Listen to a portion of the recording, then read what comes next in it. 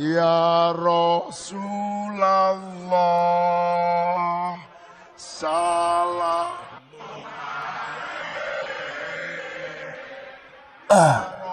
Bukankah itu suaranya Cak Imin? Ternyata bagus juga solawatannya. Rakyat sepakat untuk perubahan. Kenapa liriknya jadi begitu? Bukanlah pergantian.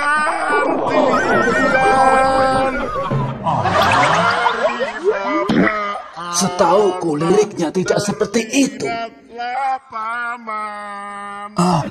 Aku penasaran, harus cari kitabnya. Hancur berantakan,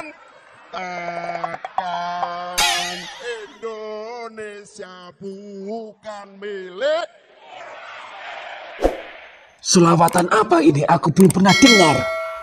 Grandong, ayo kita pulang dulu. Kenapa, Nek? Selawatannya belum selesai. Nenek ingin tahu selawatan yang dibawakan oleh Cak Imin tadi. Siapa tahu ada di buku, nenek pingin menghafalnya. Kalau sudah hafal, nanti nenek pingin kampanye seperti Cak Imin. Tapi selawatannya seperti sindiran, Nek. Justru itu, nenek mau menyindir tetangga nenek. Dia akan lurah, nenek mau kasih nilai 5 dari 100. Nyindirnya lewat selawatan. Emang boleh?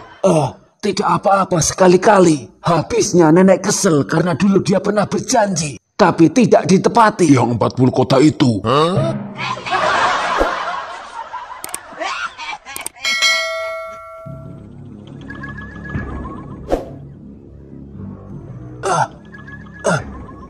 Kenapa, Nek? Kurang ajar. Di semua buku tidak ketemu. Mungkin salah, Nek. Semua sholawatan itu harusnya ada di buku ini. Masa sih, Nek? Coba nenek cari lagi.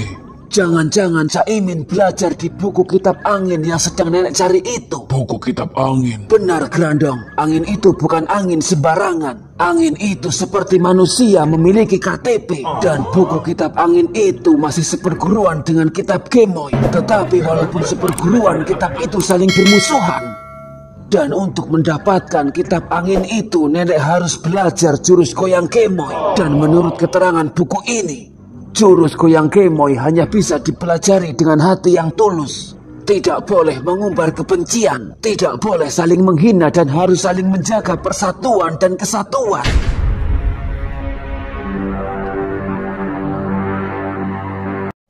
Kenapa kau melarangku memilih Prabowo? Karena rekam jejakmu penuh dengan kejahatan. Pendukung yang lain pasti akan menilai negatif.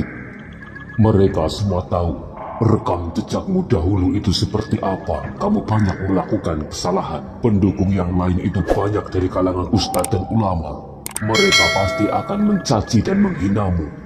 Aku juga takut pendukung Prabowo yang lain kabur karena kamu ikut mendukungnya. Dengar,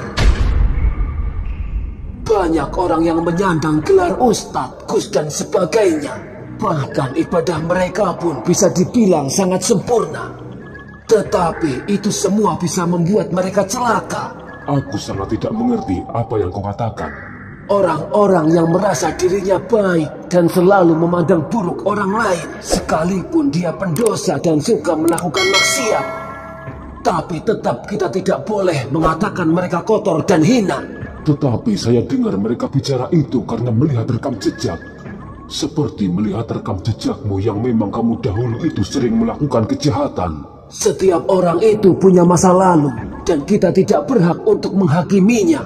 Bagaimana jika Allah telah mengampuni dosa orang-orang yang telah kamu anggap hina dan kotor itu? Kita tidak pernah tahu kapan mereka bertobat dan kapan Allah mengampuninya.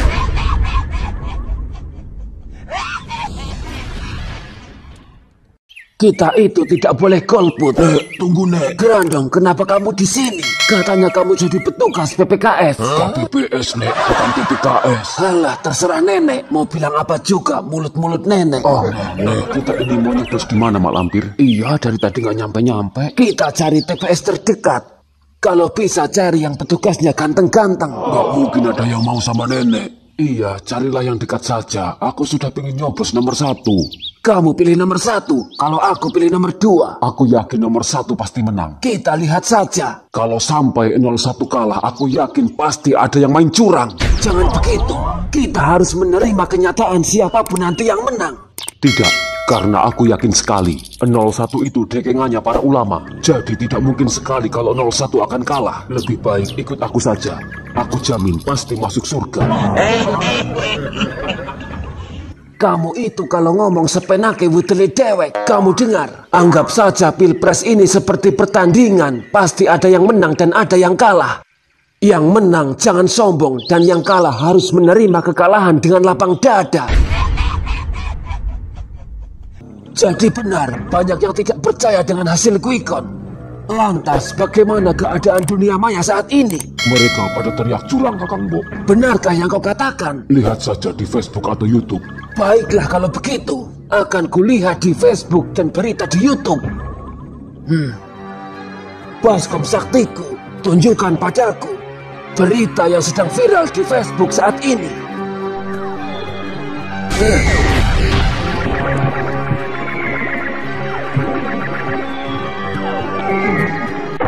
Untuk melanjutkan, Anda harus login terlebih dahulu. Kenapa bisa keluar? Aneh. Pasti gara-gara kemarin aku membuat FB Pro. Makanya akun Facebook itu tidak usah banyak-banyak. Itu dia.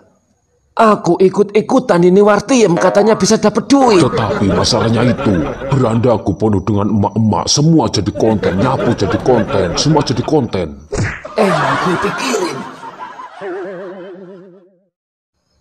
Aku ingat, emailnya itu Mak Lampir 321. Dan sandinya Tonggoku Panasan 123, yes.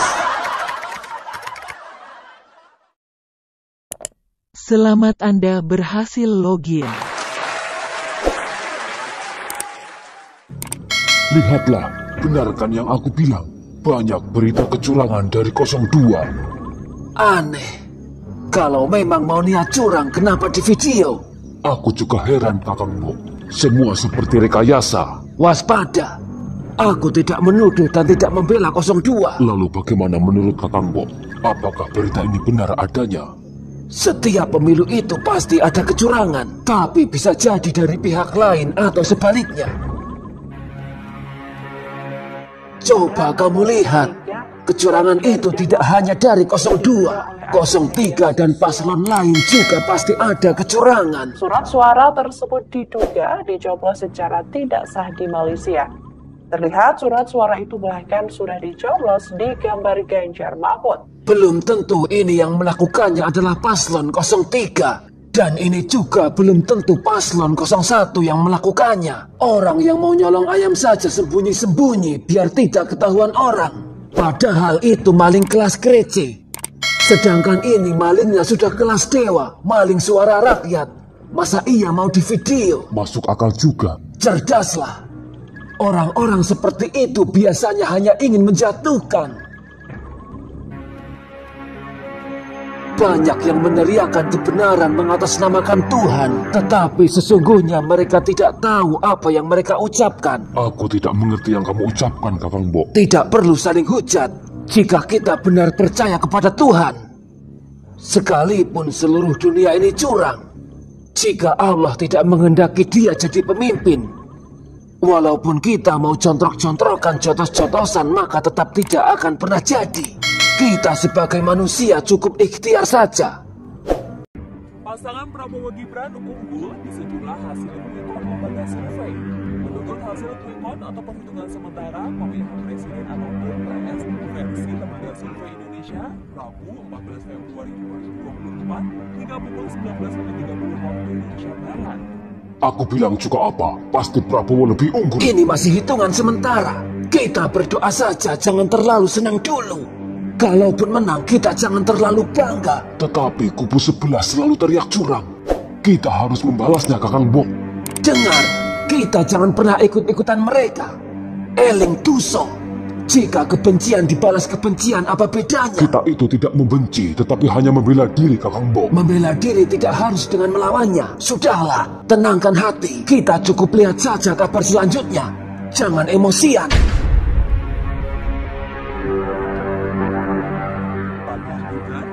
Dengan perolehan suara 57,33%. Di urutan kedua, paslon nomor urut 1 Anies Muhaimin dengan perolehan suara 25,35%. Adapun di urutan terakhir bertengger paslon nomor urut 3 Ganjar Mahfud dengan persentase pemungutan suara 17,32%. Adapun data yang masuk dari LSI sebesar 77,80%. Apapun nanti keputusan yang terjadi, harus legowo. Jangan saling bertengkar dan jangan saling menyalahkan. Baiklah, Kakang Bo. Siapapun nanti yang menghina kita, hadapilah dengan pikiran yang dingin dan hati yang tenang. Jika seandainya mereka terus menghina kita, sabar, angkat jaring, tulepin ke silit pitik, lalu sumpelin ke mulut mereka.